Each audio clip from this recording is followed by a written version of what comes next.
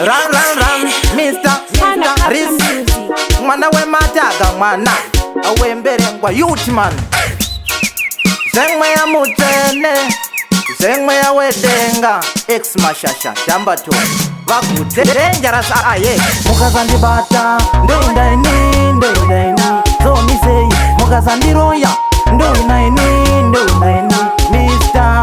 Mukazandi bata, ndoindaini So mi say, mukazandi roya, ndoinaini Mr. So mi say, kunditinga everyday kubasa kundinyima pay ndavunza inini nei pati inini why amuine semwe ya mutene amuine ndovimba nedenga kundibata tajipatapata kurova marata tindakatanga tindakatumwa no man can kill my success mukazandibata ndoindaini so mi say mukazandiroya ndoinaini Mr.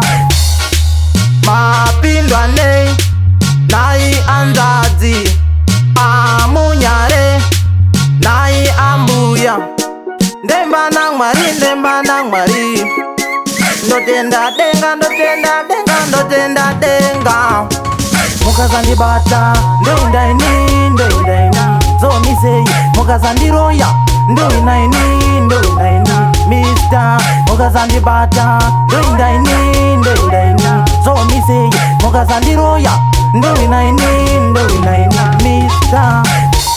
Kunditinga everyday kubasa kundinyima pay ndavunza inini nei pati inini why amuine semwe ya mutene amuine ndovimba nedenga mukazandibata ndoindaini so mi say mukazandiroya ndoinaini Mr. Mukazandibata ndoindaini so mi say mukazandiroya ndoinaini Mr.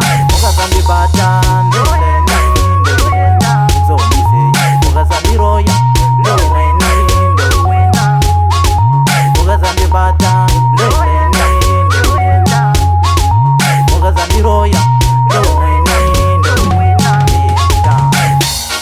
Munashe Madenga Gangsta Property